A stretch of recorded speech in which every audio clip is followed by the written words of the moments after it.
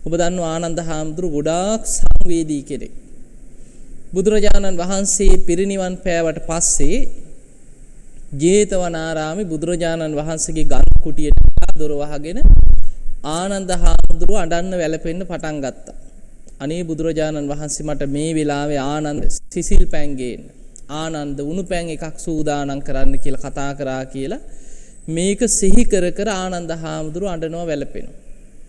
ආනන්ද හාමුදුරුවෝ ගැන සඳහන් වෙනවා ජේතවනාරාමේ වැඩ ඉන්නකොට බුදුරජාණන් වහන්සේට නොයෙක් කුමන්ත්‍රණයන් ක්‍රියාත්මක වුණානේ.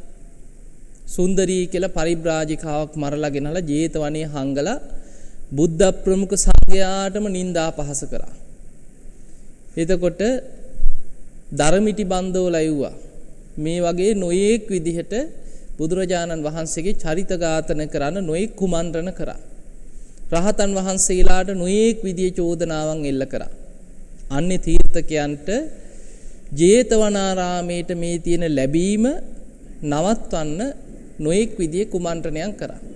ඉතින් ආනන්ද හාමුදුරන්ට රෑ නිදා ගන්න ගියාම හිතෙනවා අනේ අද රාත්‍රී බුදුරජාණන් වහන්සේට මොකක් හරි කාගේ හරි උපක්‍රමයකින් යම් අනතුරක් කරාවිද. ආනන්ද හාමුදුරුවෝ රෑට නැකිටලා දඬුවට පහනක් අරගෙන හරියට හුළුවත්තක් වගේ දල්වගෙන බුදුරජාණන් වහන්සේගේ ගන්ධ කුටිය වටා වරක් ගිහින් හොඳට සෝදිසි කරලා බලනවා වටේ. ඇවිල්ලා ආයි නිදා ගන්නවා. ආයි ටිකකින් ආයි ඇහැරෙනවා. ආයිමත් අර දඬුවට පහන දල්වගෙන බුදුරජාණන් වහන්සේගේ ගන්ධ කුටිය වටා වරක් හොඳට සෝදිසියෙන් යනවා. ඇවිල්ලා ආයි නිදා ගන්නවා. ඔය විදිහට රෑ එළි වෙනකොට 9 වතාවක් බුදුරජාණන් වහන්සේගේ ගන්ධ කුටිය වටා රෑ එළි වෙනකොට ගමන් කරනවා කියන. ඒ තරම් බුදුරජාණන් වහන්සේ ගැන පුදුමාකාර ශ්‍රද්ධාවකින් බුදුරජාණන් වහන්සේට අප උපස්ථාන කරපු කෙනෙක් තමයි ආනන්ද හාමුදුරුවෝ. ඉතින් ආනන්ද හාමුදුරුවෝ බුදුරජාණන් වහන්සේ පිරිනිවන් පෑවට පස්සේ බොහෝ දුකෙන් අඬා වැළපෙන්න පටන් ගත්තා. ස්වාමීනි භාග්‍යතුන් වහන්සේ පිරිනිවන් පානවා. බුදුරජාණන් වහන්සේ පිරිනිවන් පාන වෙලාවෙත් කියා හිටියා මට කාගෙනම් පිහිටක්ද? මට අනුකම්පා කරන මගේ ශාස්ත්‍රුන් වහන්සේ පිරිනිවන් පානව නේද කියලා අඬන්න වැළපෙන්න පටන් ගත්තා. ඒ වෙලේ බුදුරජාණන් වහන්සේ භික්ෂූන් වහන්සේලා ඉදිරියට ආනන්ද හාමුදුරුවෝ ගෙන්නලා ආනන්ද හාමුදුරන්ගේ ගුණ නොඑක් විදිහට ගුණ වර්ණනා කරා. කියලා බුදුරජාණන් වහන්සේ වදාලා මේ ආනන්ද තව නොබෝ දිනකින්ම ධර්මය අවබෝධ කරගෙන රහත් වෙනවා. ආනන්ද ඔබ ගොඩාක් පින් කරගත්ත කෙනෙක්. අතීතයේ වැඩ සිටිය බුදුරජාණන් වහන්සේලාටත් මේ ආනන්ද වගේම අප උපස්ථාන කරපු උපස්ථායකවරු හිටියකේ. වර්තමානයේ වැඩ සිටින තථාගත බුදුරජාණන් වහන්සේට මේ ආනන්ද ඉන්නවා වගේ අනාගතේ පහළ වෙන බුදුවරුන්ටත් මේ වගේම පින්වන්ත අය උපස්ථාන කරන්න පහළ වෙනවා කි. එතකොට ආනන්ද හාමුදුරුවෝ මේ වගේ අඬන වැළපෙන අතරේ මහා කාශ්‍යප මහරහතන් වහන්සේ සංඝයා එකතු කරා ධර්ම සංගායනාවක් කරන්න. දැන් රහතන් වහන්සේලා 499 දෙනෙක් එකතු කරගත්තා. ආනන්ද හාමුදුරුවෝ නැතුව සංගායනාව කරන්න බෑ. හැමෝම තීරණයක් ගත්තා මේ ධර්ම සංගායනාවට රහතන් වහන්සේලා පමණක් වාඩි කරවන්න ඕන. කෙලෙස් සහිත කෙනෙක් සංගායනාවේ වාඩි කෙරෙව්වොත් අනාගතේ අන්‍ය තීර්ථකයන් හරි චෝදනා කරයි ඔය ධර්ම සංගායනාව පිරිසිදු නැහැ. කෙලෙස් සහිත අය වාඩි වෙලා කරපු ධර්ම සංගායනාවක් තුල සතර අගතියෙන් කරපු දේශනා ඔය තියෙන්නේ. ඕ අපිට පිළිගන්න බෑ කියලා කවුරු හරි කියයි. ඒ නිසා ආනන්දය ඔබ ඉක්මනට වීරිය කළ රහත් වෙන්න කියලා අන්තිම වෙලාවේ වික්ෂූන් වහන්සේලා දැන් නිතර ආනන්ද හාමුදුරන්ට කියනවා. ආනන්ද හාමුදුරු ධර්ම සංගායනාවට කලින් දවසේ තමයි හිත හදාගෙන භාවනා කරන්න පටන් ගත්තේ. පුදුම වීරියක් ගත්තා. රැ එළි වෙනකම් භාවනා කරා. සක්මන් කරනවා, ඉඳගෙන භාවනා කරනවා, හිටගෙන ධර්මයේ සිහි කරනවා, ආයි සක්මන් කරනවා, වාඩි වෙනවා. මේ වගේ භාවනා කරලා හොඳ සිහිනුවණින් සති සම්පජන්ණයෙන් උන්වහන්සේ නිදා ගන්න ඇඳට ගිහිලා වාඩි වෙලා සිංහසෙයියාවෙන් සැතපෙන්න සිහිනුවණින් ඇඳේ ඇලවෙනවා සමගම උන්වහන්සේගේ හිත කෙලෙසුන්ගෙන් මිදුණා. අරහත්ත්වයටපත් වුණා.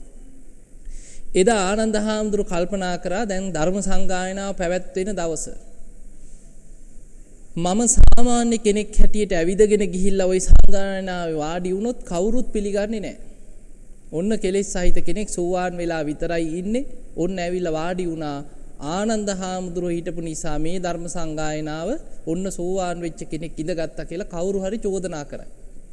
ඒ නිසා මම නිකලෙස් වෙච්ච කෙනෙක් කියලා සියලු දෙනා ඉදිරියේම පෙන්වන්න ඕන කියලා ආනන්ද හාමුදුරුවෝ අදිෂ්ඨාන කළ බොහොම 이르දි බල සම්පන්නයි.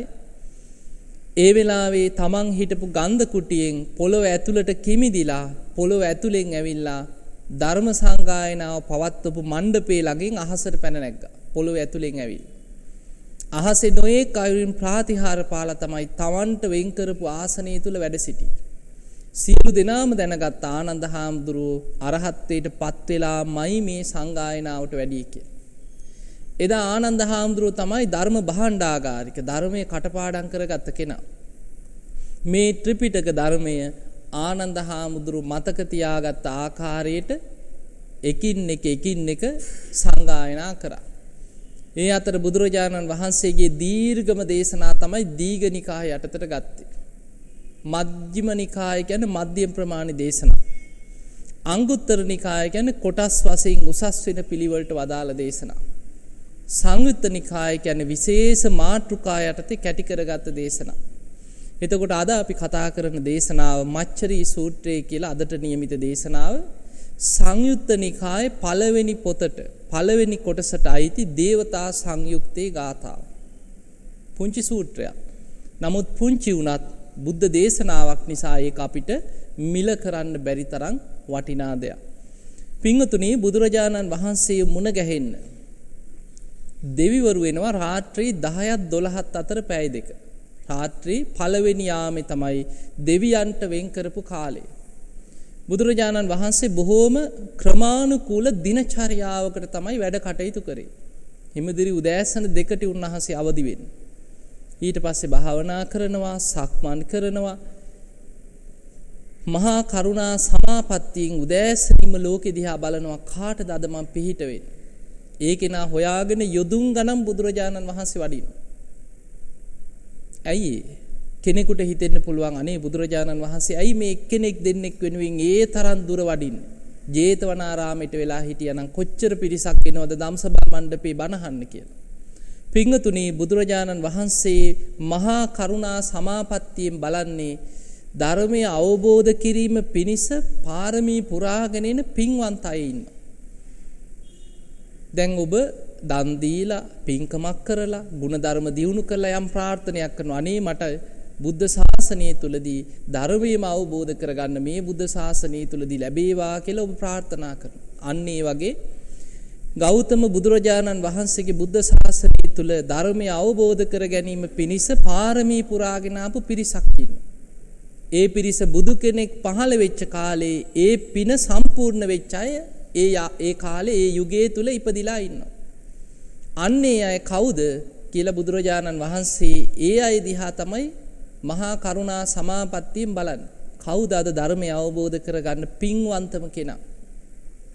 ඒ කෙනා මේ අවුරුද්දක් දෙකක් එකාත්මයක් නෙමෙයි සංසාරේ සමහර වෙලාවට කල්ප ගණන් බුදු කෙනෙකුගෙන් ධර්මය අවබෝධ කරන්න පින් කරගත්ත කෙනෙක්. අන්නේ කෙනා ඉලක්ක කරගෙන බුදුරජාණන් වහන්සේ යොදුන් ගණන් පයින් වැඩම කරනවා. බුදුරජාණන් වහන්සේ අතරමඟ හම්බෙන අයටත් ධර්මයේ දේශනා කරලා ඒ අයට දහම් දෙසක් නිවන් අවබෝධ කරවලා ඊළඟට දවල් කාලේ වගේ නම් බුදුරජාණන් වහන්සේ තමන්ගේ පාත්‍රයට ලැබිච්ච දාන ටික වළඳලා විවේකයෙන් වනාන්තරයකට වගේ වෙලා පැය දෙක තුනක් භාවනා කරනවා. හවස 3-4 වගේ වෙනකොට පැම් පහසු වෙලා ජේතවනාරාමයට ආයෙමත් වැඩම කරනවා.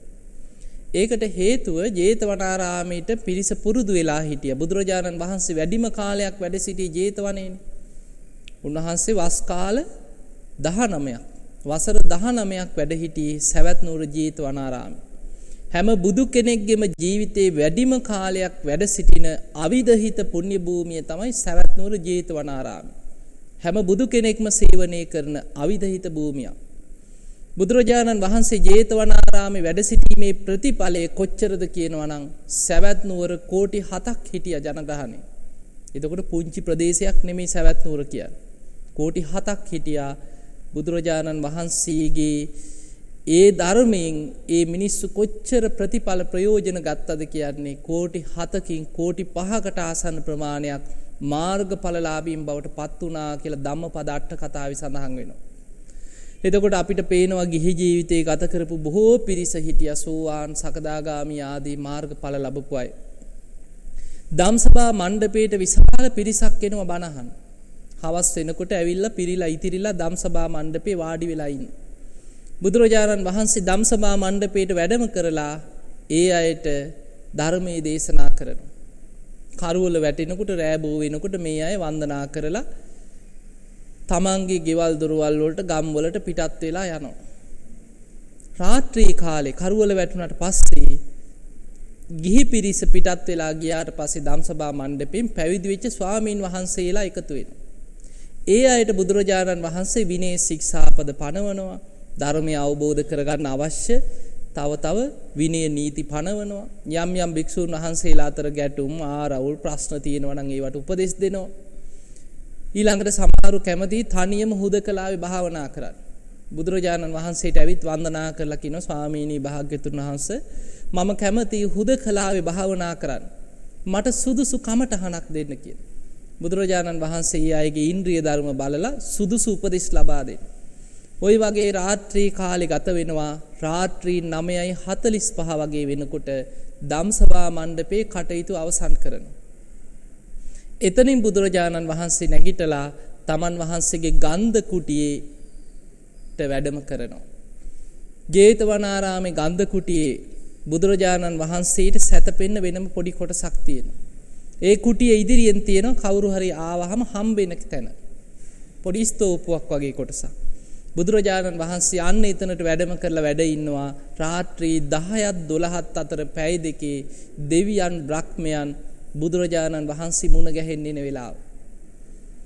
ඔබ අහලා ඇති දේශනා ගණනාවක සංයුත්ත නිකායේ නම් සූත්‍ර දේශනා 100 ගාණක් තියෙනවා. දේවතා සංයුත්තේ දේවපුත්‍ර සංයුත්තේ වගේ දේශනාවල රාත්‍රී මැදියම් යාමේ මුළු මහත් ජේතවනයේම බබලවාගෙන පැමිණි දෙවි කෙනෙක් බුදුරජාණන් වහන්සේ ඉදිරියේ පෙනී ඉඳලා මේ විදිහේ ගාථාවක් ඇහුවා කියලා.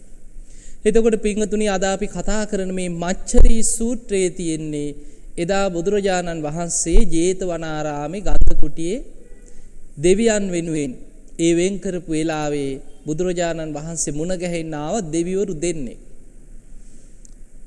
ඊතා දීප්තිමත් දිව්‍ය වූ ආලෝකයන් දරාගෙන ආපු මේ දෙවිවරු දෙන්නා ආලෝකයක් හැටියට තමයි ඇතුල් වෙන්නේ. ආලෝකයේ තුලින් බුදුරජාණන් වහන්සේ ඉදිරියේදී ගොරෝසු ශරීර මවාගෙන දෙවියන් හැටියට පෙනී ඉන්නවා. පෙනී ඉඳලා බුදුරජාණන් වහන්සේට වන්දනා කරලා එකත් පසකින් වාඩි වෙනවා. පින්වතුනි දෙවිවරු කියන්නේ සාමාන්‍ය අපිට වගේ ගොරෝසු ශරීර තියන අය නෙමෙයි. හැබැයි දෙවියන්ට ගොරෝසු ශරීරයක් මවාගෙන ශරීරය ඝන කරගෙන දිව්‍ය ස්වරූපයෙන් පෙනී ඉන්න පුළුවන්කම තියෙනවා. සමහර සිදුවීම් තියෙනවා. එක අවස්ථාවක දෙවි කෙනෙක් බුදුරජාණන් වහන්සේ මුණ ගැහෙන්න එනවා. බුදුරජාණන් වහන්සේව දැක්කට පස්සේ මේ දෙවියන්ට පුදුමාකාර සතුටක් ඇති වෙනවා. අනේ ලෞතුරා බුදු කෙනෙක් නේද මගේ මේ ඉදිරියේ වැඩ ඉන්නේ කියලා පුදුම සතුටක් ඇති වුණා. මේ දෙවියන්ට අමතක වුණා ගොරෝසු ශරීරයක් මවා ගන්න. අර සතුටට බුදුරජාණන් වහන්සේ ඉදිරියේ හිට ගන්න හදනවා පොළොව ඇතුළට එහෙම ගිලෙනවා. සියුම් ශරීරයක් නිසා. බුදුරජාණන් වහන්සේ ඉදිරියේ ආයෙමත් උඩට පැන නැගලා හිට ගන්න හදනකොට ආයෙමත් ගිලෙනවා. බුදුරජාණන් වහන්සේ කතා කරලා කියනවා පින්වත් දෙවිය ඉක්මනට සිහිය උපදවා ගන්න. ගොරෝසු ශරීරයක් මවා ගන්න කිව්වා. අන්න එතකොටයි මතක් වුනේ.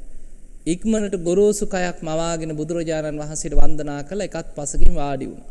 එතකොට අපිට පේනවා දෙවිවරු යම් යම් ආලෝක දහරා හැටියට බුදුරජාණන් වහන්සේ මුණ ගැහෙන්න එනවා. ඒ දෙවියන්ගේ පිනට පහළ වෙච්ච ශරීරයෙන් නිකුත් වෙන ආලෝකයන් තියෙනවා. මජ්ක්‍ධිම නිකායේ තියෙන අනුරුද්ධ කියලා සූත්‍රයක්. අන්නේ දේශනාවේ සඳහන් වෙනවා මෛත්‍රී භාවනා වඩන අය මෛත්‍රී සමාධිය තුළ ආලෝකයක් උපදවන. ඒ සමාධි ආලෝකයක් ලැබෙනවා. ඒ මෛත්‍රී ධ්‍යාන වඩපු කෙනාගේ ඒ සමාධියේ තියෙන පිරිසිදුකම මත බුදුරජාණන් වහන්සේ වදාළ කෙනෙක් මෛත්‍රී සමාධිය හොඳට නීවරණ යටපත් කරගෙන ඊතා පිරිසිදු ධ්‍යානයක් මෛත්‍රී භාවනාවෙන් උපදවා ගන්න. අන්න ඒ කෙනා ඒ සමාධි ආලෝකයේ ඊ타ම ප්‍රභාස්වර සමාධි ආලෝකයක් භාවනා වඩනකොට ඔහුගේ හිතේ පහළ වෙනවා කිය. එවැනි කෙනෙක් මරණින් මත්තේ බ්‍රහ්ම ලෝකයේ දෙවියන් අතර ඉපදුනාට පස්සේ අප්පමානාභ කියන විශාල ආලෝක ධාරාවක් විහිදෙන දෙවි කෙනෙක් වෙලා උපදිනවා කිය. ඊළඟට බුදුරජාණන් වහන්සේ වදාළ සමහර දෙවිවරු ඉන්නවා සංකිලිට්ඨාභ කියලා කිලිටි සහිත ආලෝක තියෙනවා. ඒ ආලෝකේ දීප්ති අඩුයි. කිලිටි වගේ. එවැනි සමාධියක් උපදවනවා කෙනෙක් සමාධිය ඇති කර ගන්නවා. හැබැයි මේ සමාධිය දියුණු කරලා සමාධිය හොඳට ප්‍රගුණ කරලා සමාධිය පිරිසිදු කරගන්නේ නැහැ. භාවනා වඩනවා සමාධියක් එනවා ආයි කාලයක් භාවනාව අතහැරලා ඉන්නවා ආයි සමාධිය වඩනවා ඔය වගේ සමාධිය නිතර නිතර දියුණු කරලා ප්‍රගුණ කරගන්නේ නැහැ. එවැනි කෙනෙක් මරණයටපත් වෙලා බඹලව දෙවියන් අතර ඉපදුනාට පස්සේ සංකිලිට්ඨාභ කියලා කිලිටි සහිත ආලෝකයේ විහිදෙන දෙවියන් අතර උපදිනවා. එතකොට අපිට පේනවා දෙවිවරුන්ගේ ශරීර වලින් ඒ හිතේ තියෙන දියුණුවට අනුව පිනට අනුව යම් යම් ආලෝකයන් විහිදෙනවා. පිංගතුනි ඒ ආලෝක විහිදවාගෙන තමයි දෙවිවරු බුදුරජාණන් වහන්සේ මුණ ගැහෙන්නේ. ඒ පැමිණිලා බුදුරජාණන් වහන්සේ ඉදිරියේ වන්දනා කළ ගුරුසු ශරීරයක් මවාගෙන මේ දෙවිවරු දෙන්න බුදුරජාණන් වහන්සේ ඉදිරියෙන් වාඩි වෙන්නේ නැහැ. එකත් පසකි කියන්නේ පැත්තකින් වාඩි වුණා. එක දෙවි කෙනෙක් බුදුරජාණන් වහන්සේගෙන් වන්දනා කරගෙන පළවෙනි ගාථාවකින් අහනවා ස්වාමීනි භාග්‍යතුන් වහන්සේ මේ ලෝකේ ඉන්න බොහෝම මසුරු අය. හරීම ලෝභ මිනිස්සු ඉන්නවා. මසුරුකම් කරන අය ඉන්නවා. ඒ විතරක් නෙමෙයි අනුන් දන් දෙනකොට ඒකට බනින අනුන්ගේ පින කඩාකප්පල් කරන තමන් දන් දෙන්නේ නැහැ විතරක් නෙමෙයි අනුන් දෙන එක වළක්වන අයත් ඉන්නවා. ඊළඟට මේ විදිහට මසුරුකම් කරලා තමන් හරි හම්බ කරගත්ත දේවල් ගැන අධික තෘෂ්ණාවකින් තණ්හාවෙන් කාටවත් දන් පෑන් දෙන්නේ නැතුව මසුරුකමෙන් ලෝභකමෙන් ජීවත් වෙලා ඒ කෙනා කය බිඳී මරණයටපත් වුණාට පස්සේ ඒ කෙනාට පරලොව මොන වගේ උපතක්ද ලැබෙන්නේ මෙලව ditta ධම්ම වේදනීය වශයෙන් මොන වගේ විපාකයක්ද ලැබෙන්නේ කියලා අහනවා. කවුද මේ ගාථාවෙන් අහන්නේ? දෙවි කෙනෙක්. බුදුරජාණන් වහන්සේගෙන් අහනවා ස්වාමීනි භාග්‍යතුන් වහන්සේ මසුරුකම් කරන ඒ විතරක් නෙමෙයි අනුන්ටත් දන් දෙන අයටත් බනින නිନ୍ଦා අපහාස කරන ඊතා ලෝභකමෙන් මසුරුකමෙන් ජීවත් වෙච්ච කෙනෙක් කය බිඳිලා මරණයටපත් වුණාට පස්සේ කොහෙද උපදින්නේ? මේ ජීවිතය තුල මසුරුකම් කරමින් ජීවත් වුණාට පස්සේ ඔහුට ලැබෙන්නේ මොන වගේ විපාකයක්ද? ditta ධම්ම වේදනීයව මොන වගේ විපාකයක්ද ලැබෙන්නේ කියලා අහනවා. බුදුරජාණන් වහන්සේ මේ පළවෙනි දෙවි කෙනා අහපු ප්‍රශ්නෙට බුදුරජාණන් වහන්සේ පිළිතුරක් හැටියට දෙනවා පින්වත් දෙවිය මසුරුකම් කරන කෙනා අනුන් දන් දෙන එක වළක්වන කෙනා ලෝභකමෙන් මසුරුකමෙන් කිසිම කෙනෙකුට අනුකම්පාවකින් මෛත්‍රියකින් දන් පෑන් දෙන්නේ නැතුව ලෝභකමෙන්ම ජීවත් වෙච්ච කෙනා කය බිඳී මරණයටපත් වුණාට පස්සේ එක්ක නිරේකට වැටෙනවා කියලා. එක්ක තිරිසන් ලෝකයක උපදිනවා. එහෙම නැත්නම් പ്രേත ලෝකයකට වැටෙනවා කියලා. ඔන්න ඔය අපායකින් එකකට වැටිලා දුක් විඳින්න සිද්ධ වෙනවා. මේ ජීවිතයේ තුල ditta ධම්ම වේදනීය විපාක වශයෙන් නිතර බයෙන් තැති ගැනීමෙන් තමයි කියන ජීවත් වෙන්නේ. ඊළඟට මේ ජීවිතයේදී කිසිම අර දතියන ධනෙන් සැපයක් විඳින්න ලැබෙන්නේත් නැහැ කියන. ඒක නැති නාස්ති වෙලා යන්න තියෙන ඉඩ කඩ වැඩි කියන. බලන්න සමහර වෙලාවට එක්ක ගින්නෙන් ධනෙ විනාශ වෙලා යනවා. පෙර අකුසල්. තමන් හම්බ කරගත්ත දෙයක් තියෙනවා. හැබැයි ඒක දන් පෑන් දෙන්නේ නැහැ. කෙනෙකුට උපකාර කරන්නේ නැහැ. කෙනෙකුට පිං පිනිස තව කෙනෙක් වෙනුවෙන් පූජා කරන්නේ නැහැ. ඒ විදිහේ මසුරු ජීවිත ගත කරනකොට අර තමන්ගේ තියෙන ධනෙ එක්ක ගින්නෙන් විනාශ වෙලා යනවා. එක්ක ජලයෙන් විනාශ වෙලා යනවා. එක්ක භූමි කම්පාවකින් විනාශ වෙලා යන්න පුළුවන්. එක්ක සුලිසුලඟකින් විනාශ වෙලා සමාජයට රාජසන්තක වෙනවා. රජතුමාට අයිති වෙන ඔක්කොම දේපොළ ටික. බලන්න බුදුරජාණන් වහන්සේ කාලේ එහෙම හිටපු අය ඉන්නවා. සමහරු ඉන්නවා කෝටි ප්‍රකෝටිපතියෝ හැටියට හිටපු අය. රන් කහවණු කෝටි ගණන් ධනෙ. හැබැයි ආහාරයක් ගන්නෙ නැහැ. හරියට කන්නේ නැහැ, ඇඳුමක් අඳින්නේ නැහැ. ඒ වගේ සිටුවරු හැටියට ධනයයි තිබිලා නොකා නොබී ඊටාම දුක්ඛිත ජීවිත ගත කරපු අය ගැන බුද්ධ දේශනාවල තියෙනවා. එක සිදුවීමක් තියෙනවා බුදුරජාණන් වහන්සේගේ කාලේ එක්තරා බ්‍රාහ්මණයෙක් හිටියා. තෝදෙය කියන බ්‍රාහ්මණයෙක්. බොහොම මසුරුයි, හරීම ලෝභයි. දන් දෙන්නේ නැහැ, කිසිම කෙනෙකුට දෙන්නේ නැහැ, දෙන්නෙත් නැහැ. හම්බ කරන දේ කරන්නේ වත් එක රෝලක ගිහින් දරුවටවත් කාටවත් හොයන්න බැරි විදියට වල්ලනවා. රාත්‍රී කාලේ ධනෙ එකතු කරලා වල දානවා. දැන් මේ බමුණා හරියට ආහාරයක් ගත්තේ නැහැ, හරියට ඇඳේ නැහැ. බොහොම දුකසේ හිටියා. හැබැයි තියෙන ධනෙ ගැන කාටවත් කිව්වේ නැහැ. දැන් ඔහොම මසුරුකමෙන් ලෝභකමෙන් ඉඳලා මරණ මංචකේ මොකද වෙන්නේ? ඕක මතක් වෙනවා. මරණයටපත් වුණා. මිනිස්සු කියන්න ගත්තා ඔය බමුණා නම් හොඳ තැනක නම් ගියේ නැහැ. මේ වගේ ලෝභ ජීවිතයක් ගත කරපු කෙනෙක්, බොහොම මසුරු කෙනෙක්, ඔය බමුණා ඉපදිච්ච තැන ඔන්න බුදුරජාණන් වහන්සේගෙන්ම අහගන්න පුළුවන්. අපි යම් බුදුරජාණන් වහන්සේ මුණ ගැහෙන්න කියලා දැන් පිරිසාව බුදුරජාණන් වහන්සේගෙන් අහගන්න. බුදුරජාණන් වහන්සේගෙන් මේ ගැන අහනකොට පළවෙනි වතාවේ උන්වහන්සේ නිහඬව හිටියා. දෙවෙනි වතාවේ නිහඬව ඉඳලා තුන්වෙනි වතාවේ බුදු කෙනෙක්ගේ ස්වභාවය තමයි තුන්වෙනි වතාවේ උත්තරේ දෙනවා. බුදුරජාණන් වහන්සේ තුන්වෙනි වතාවේ පිළිතුර දුන්නා මේ බ්‍රාහ්මණයා මරණයටපත් වෙලා ඒ නිවසේම බල්ලෙක් වෙලා ඉපදිලා ඉන්නවා. දැන් මේ මිනිස්සු මේක කට කතාව කියාගෙන. ওই වගේ දෙයක් ආරංචි වුණාම වේගෙන් පැතිරිලා යනවනේ. දැන් කියන්න ගත්ත අන්න බමුණාගේ විස්තරේ බුදුරජාණන් වහන්සේ අපිට කිව්වා. උන්වහන්සේගෙන් අපි දැනගත්තා කිව්වා. ඔය ගෙදරම අර නිවසේම බල්ලෙක් වෙලා ඉන්න ඔය සිටුවරයම තමයි කිව්වේ. දැන් මේ කතාව ඔන්න කටින් කට ගිහිල්ලා අර බ්‍රාහ්මණයාගේ පුතාට මේක ආරංචි වුණා. ඔහු කල්පනා කරා අපේ තාත්තා කොහොමද බල්ලෙක් වෙන්නේ? මම මේක අහගන්නම්කෝ බුදුරජාණන් වහන්සේගෙන්ම කියලා ඔන්න බොහොම තරහින් ආවා. ජේතවනාරාමයට ඇතුල් වෙලා බුදුරජාණන් වහන්සේ දකින්නකොටම අර හිතේ තිබ්බ ද්වේෂයේ තරහ නැති වුණා. එහෙම ගරු කරලා පැත්තකින් වාඩි වෙලා අහනවා ස්වාමීනි භාග්‍යතුන් වහන්සේ මම ආවේ කාරණයක් ගැන දැනගන්න. තථාගතයන් වහන්සේ අපේ මිය පරලොව ගිය පියතුමා ගැන මෙවැනි ප්‍රකාශයක් කරාද කියලා ඇහුවා. බුදුරජාණන් වහන්සේ ඒකට ඇත්තද නැත්තද ඔව්ද නෑද කියලා ඒවට උත්තර දෙන්න ගියේ නෑ. බුදුරජාණන් වහන්සේ උපක්‍රමයක් කල්පනා කියනවා. බ්‍රාහ්මණය ඔබටම පුළුවන් කිව්වා මේක ඇත්ත නැත්ත හොයාගන්න. ඒ කොහොමද ස්වාමීනි? ඔබ ගිහින් ඒ පුංචි බලු කුක්කව හොඳට ආදරෙන් නාවන්න කියලා. නාවලා ආස කරන දේවල් කන්න බොන්න දීලා නිින්ද යනකොට බොහොම ආදරෙන් හිස අත ගන්න කියලා.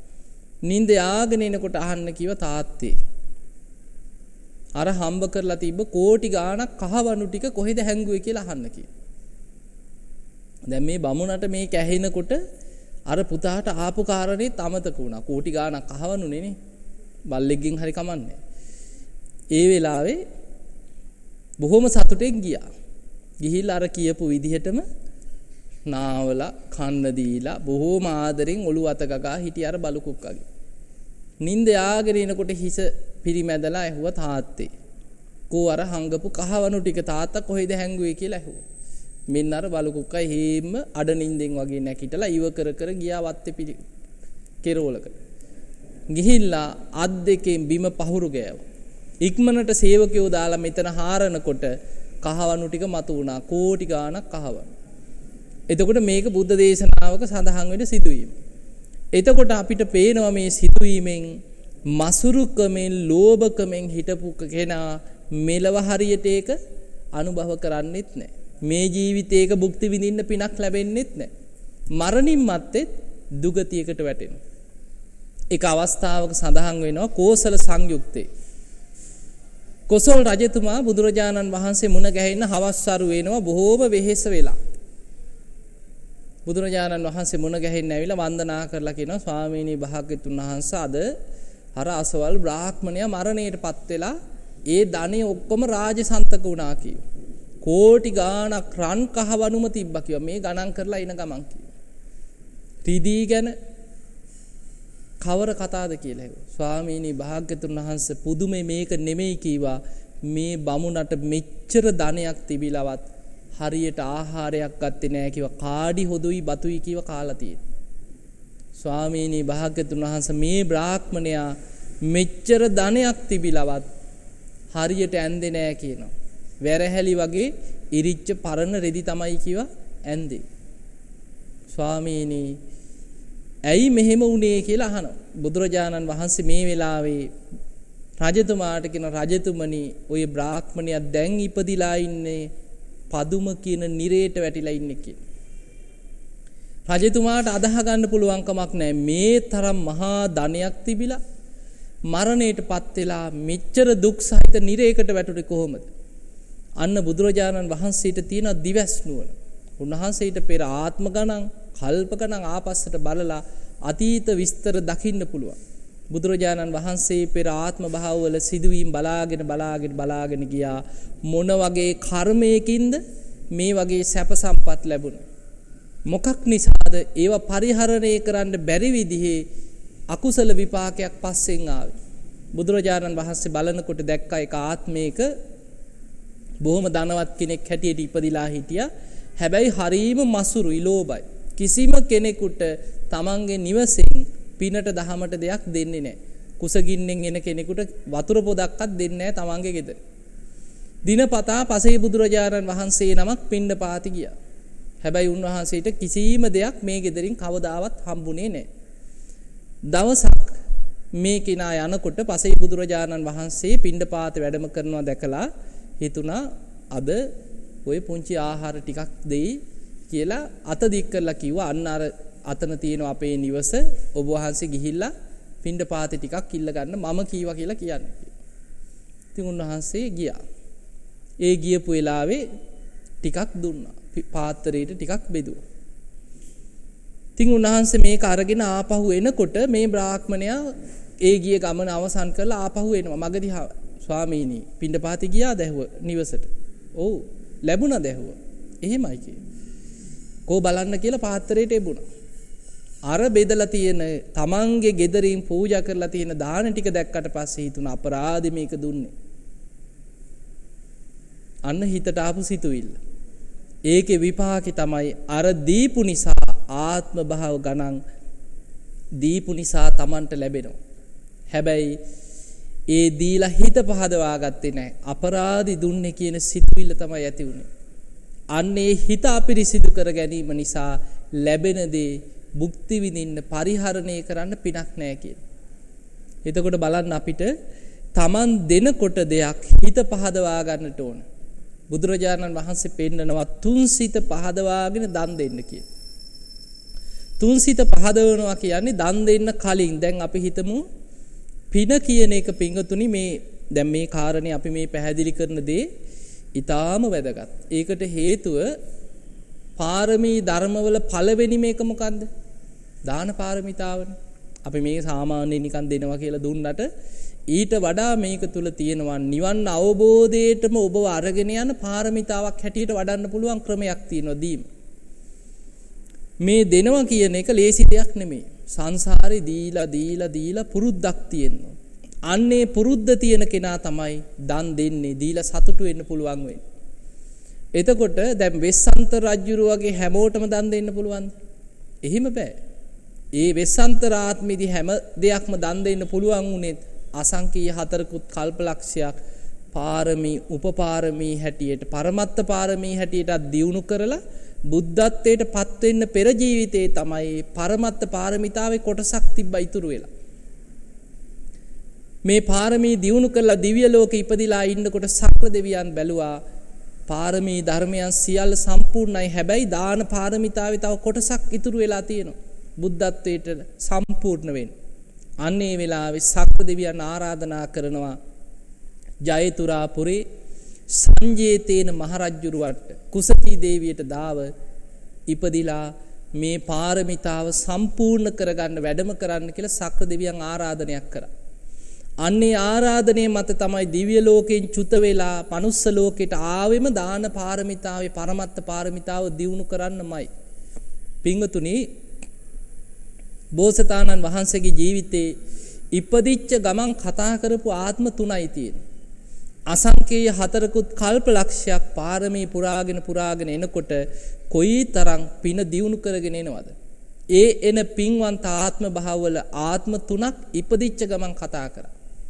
එක ආත්මයක දරුවා කුසෙන් බිහි වෙනකොට දරුවා ඉපදිච්ච වෙලාවෙම සක්‍ර දෙවියන් සඳුන් ගැටයක් අතට දුන්නා. මේක අතේ උණ්ඩි කරගෙන හිටියේ පුංචි දරුවා. අම්මා බොහොම ආදරෙන් බලලා හිතුවේ නෑ කතා කරයි කියලා. ඇහුවා පුතේ ඔය මොනවද? ඇහුවා අතේ උණ්ඩි කරගෙන ඉන්නේ. අම්මේ මේ මහා ඖෂධයක් කිව්වා. ඉපදිච්ච ගමන්ම කතා කරා. ඒ තමයි මහෝෂධ කුමාරයා හැටියට නම වැටුනේ ඒ ආත්මෙදී. ඉපදිච්ච ගමන් කතා කරා.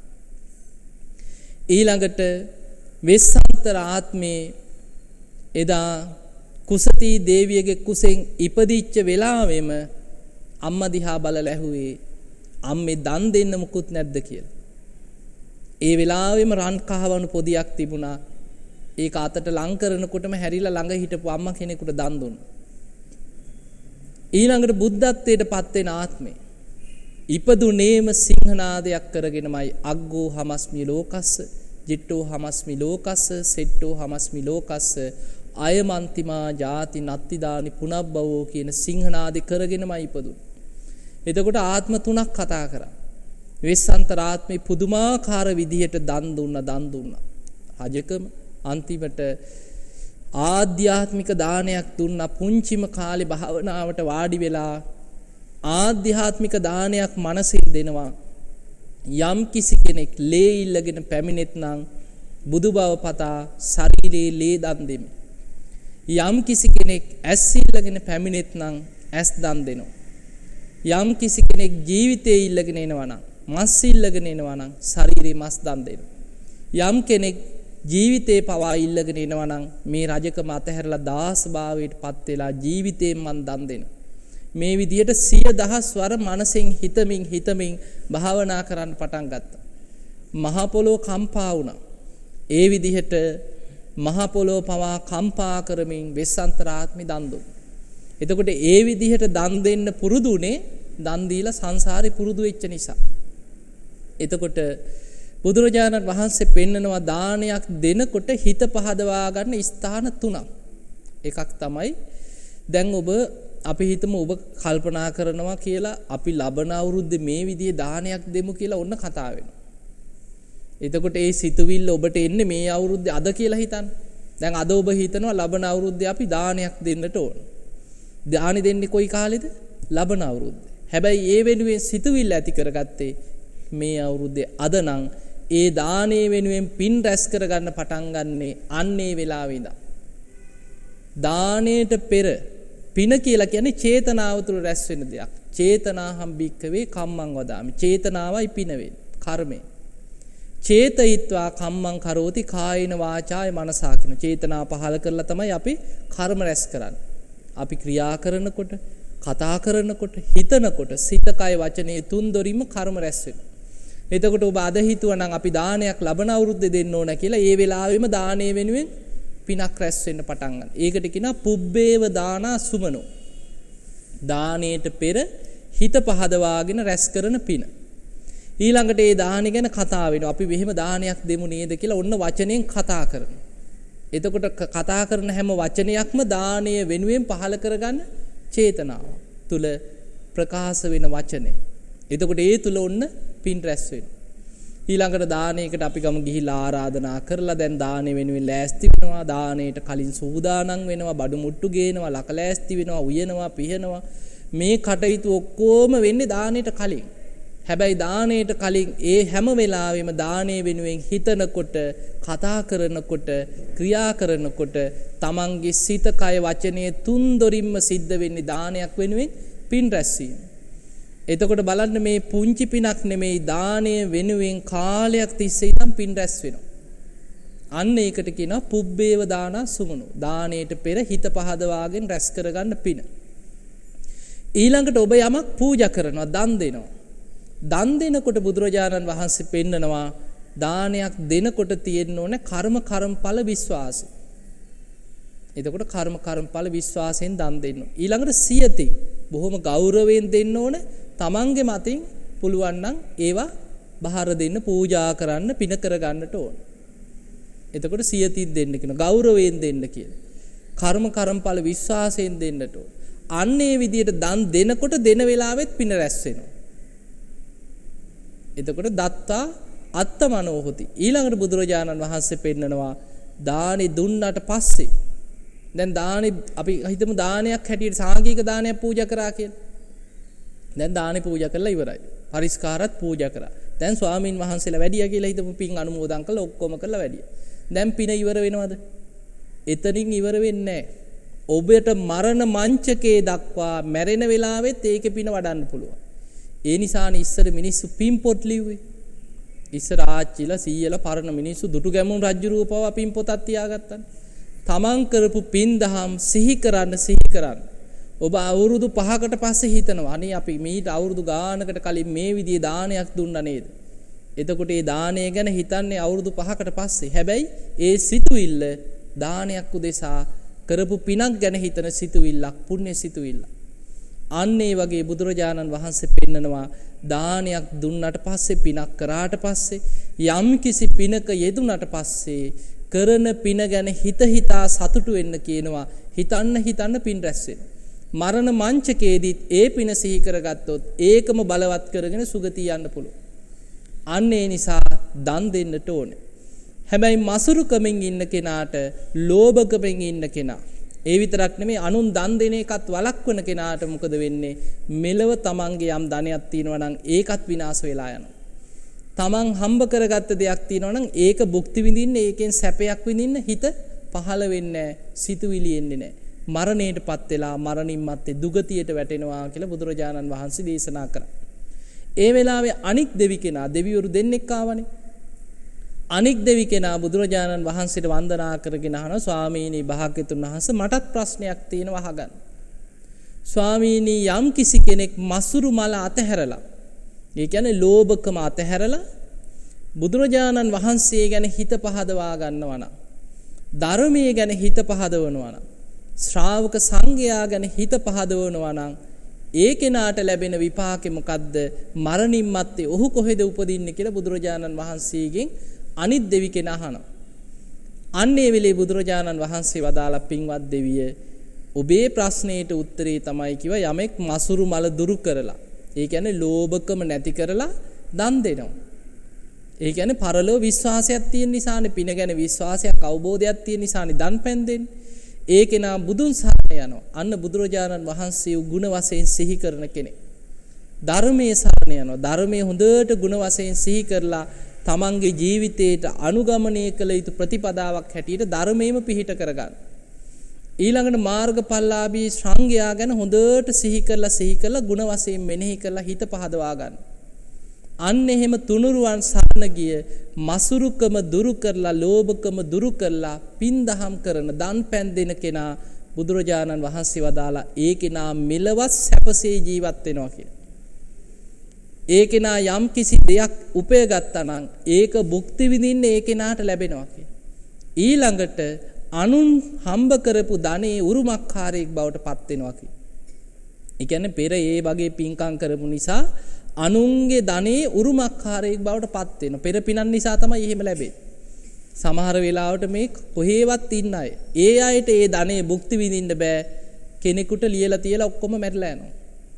පින් කරගත්ත කෙනාට ඒක ලැබෙනවා. අන්න ඒ වගේ සමහරලාට මේ පොළොවෙන් මතු වෙනවා නොසිතපු දේවල්. නොසිතූ විදිහට ලැබෙන අය ඉන්නවා. එතකොට ඒ සියල්ල ලැබෙන්නේ පෙර කරපු පින නිසා. තමන් පෙර කරපු අකුසල් මත කොච්චර උත්සාහයක් ගත්තා සමහර වෙලාවට හම්බ කරපු දෙයක් නැති වෙලා යනවා. ගන්න උත්සාහය තුලත් ලැබෙන දෙයක් නැති වෙලා යනවා. එතකොට උත්සාහයෙන් විතරක් නෙමෙයි පින මත තමයි ඒක මතු වෙලා එන්නේ. බුදුරජාණන් වහන්සේ වදාලා දෙවිය ඒකේනා මරණින් මත්තේ මරණයටපත් වුණාට පස්සේ බුදුන් දහම් සංඝුන් සරණ ගිය මසුරු මල දුරු කරගත්ත කෙනා පින් දහම් කරලා මරණින් මත්තේ දිව්‍ය ලෝකවල, බ්‍රහ්ම ලෝකවල ඉපදිලා ධර්මාවබෝධය ලබනවා, සැපේ කරා යනවා කියලා බුදුරජාණන් වහන්සේ දේශනා කරා.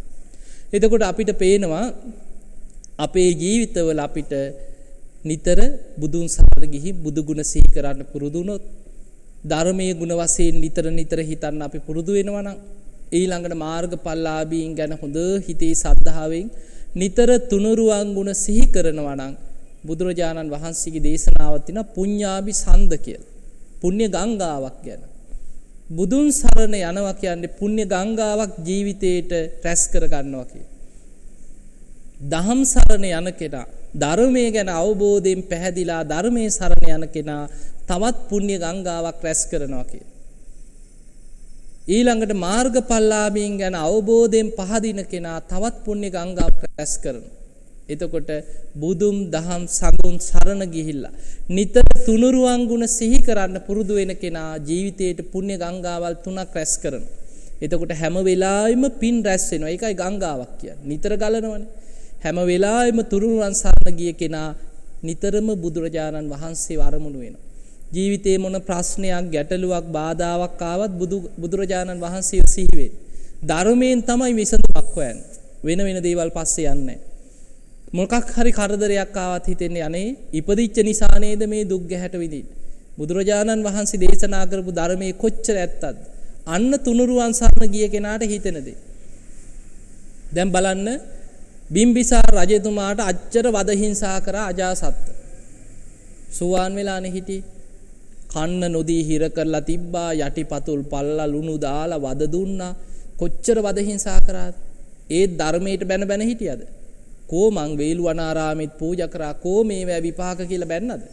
නෑ. අන්න තුනුරුවන් සරණ ගිය කෙනාගේ ස්වභාවය. තුනුරුවන් සරණ ගිය කෙනා අච්චර වද හිංසා එනකොටත් බුදු ගුණ සිහි කරනවා.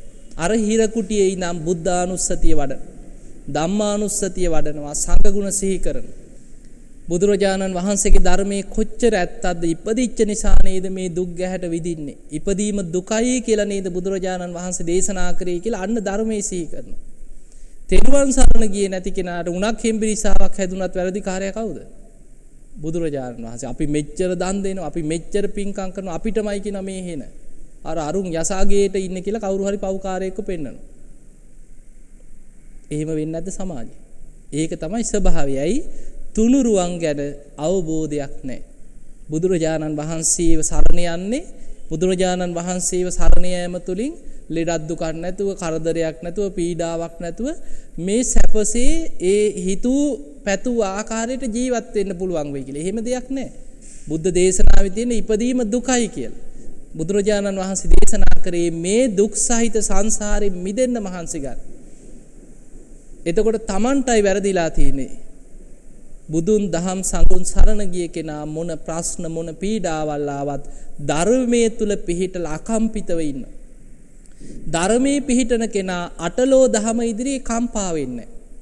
ඒ කෙනා ගැනයි බුදුරජාණන් වහන්සේ දේශනා කරන්නේ පුට්ටස්ස ලෝක ධම්මේහි. මේ ලෝක ධර්මතාවය ඉදිරි ලාභ අලාභ නිന്ദා ප්‍රශංසා සැප දුක යස ආයස මොන ප්‍රශ්න ආවත් චිත්තං යස්සන කම්පති. ඒ කෙනාගේ හිත කම්පා වෙන්නේ. අන්න ධර්මයේ දන්නවා. හිත සැලෙන්නේ කම්පා වෙන්නේ. අශෝකං විරජංකේමං විරාජමානව නොසැලී ඉන්නවා. ඒතම් මංගල මුත්තමං. ඒක මංගල කාරණයක් කිය. අන්නේ නිසා තෙරුවන් සරණ ගිය අවබෝධයෙන් තුනුරුවන් සරණ යන කෙනා මොන ප්‍රශ්න මොන ගැටලු ආවත් ජීවිතේ තුනුරුවන් පිහිට කරගෙන බොහොම සතුටින් ඒවට මූණ දෙමින් ධර්මයේ කරා යන දක්ෂ වෙනවා. අන්නේ කෙනාගේ ජීවිතේ මසුරු මල දුරු කරලා පිනේ වටිනාකම තේරුම් ගත්ත කෙනා දවස ගානේ ජීවිතේට පින් දහම් රැස් කරගන්නවා. ඒක බුදුරජාණන් වහන්සේ උපමාවකට පෙන්නනවා. මහණෙනි, ගෙයක් ගිනි ගන්නකොට කෙනෙක් මොකද කරන්නේ? තමන්ගේ ගේ ගිනි ගන්නවා නම් ඉක්මනට අර ගිනි දැල් අස්සෙන් හරි ගෙට පැනලා අල්මාරිය ඇරලා වටිනාම දේවල් ටිකනේ එළියට විසි කරගන්නේ. එක්ක ඔප්පු ටික, එක්ක රත්තරන් බඩු, මොනවා හරි වටිනා දේවල් තියෙනවනම් මේක එළියට විසි කර. ඒ මොකද? එතනින් පස්සේ Tamanට ජීවත් වෙන්න උපකාර වෙන්නේ අන්නේ එළියට දාගත්ත බඩු ටික. බුදුරජාණන් වහන්සේ වදාලා අන්නේ වගේ තමයි අපි මේ ජීවත් වෙනවා කියන්නේ 11 ගින්නකින් දැවෙනවා. ජරා ව්‍යාධි ශෝක පරිදේව දුක්ඛ දෝමනස්ස නොයේක් ප්‍රශ්න ගැටලු මහා ගිනි ගොඩක් මැද්දේ අපි මේ ඉන්නේ. මේ ගින්නෙන් පිච්චි පිච්චි ඉන්න ලෝකේ අපි පින් දහම් කරගන්නවා කියන්නේ හරියට ගිනි ගන්න ගේකින් දෙයක් එළියට විසි කරනවා වගේ කියන. බුදුරජාණන් වහන්සේ වදාලා පුඤ්ඤානි පරලෝකස්මින් පතිට්ඨාපතිපානින. අපි කරගත්ත පින තමයි කියනවා පරලොව පිහිට පිණිස රැකවරණේ පිණිස පවතී. එහෙමනම් මේ පින්වතුන් හැම දිනාම දැඩි අදිෂ්ඨානයක් ඇති කරගන්න. මමත් මේ ලැබිච්ච මනුස්ස ජීවිතය අවසන් වෙන්න කලින් මමත් අප්‍රමාදීව බුදුරජාණන් වහන්සේව දිවිහිමියෙන් සරණ යන කෙනෙක් බවට පත් වෙනවා. මමත් දිවිහිමියෙන් ධර්මයේම සරණ යන කෙනෙක් බවට පත් වෙනවා. මම දිවිහිමියෙන් ශ්‍රාවක සංඝයා සරණ යන කෙනෙක් බවට පත් වෙනවා. මමත් මසුරු මල දුරු කරලා මේ මච්චරී සූත්‍රයේ බුදුරජාණන් වහන්සේ ඒ දෙවිවරුන්ට දේශනා කරපු ආකාරයෙන් මමත් ත්‍යාග සම්පත්තිය දියුණු කරගෙන පින්දහම් රැස් කරගෙන ධර්මාවබෝධයේ කරාම යන කෙනෙක් බවට පත් වෙනවා කියන අදිෂ්ඨානය ඇති කරගන්න.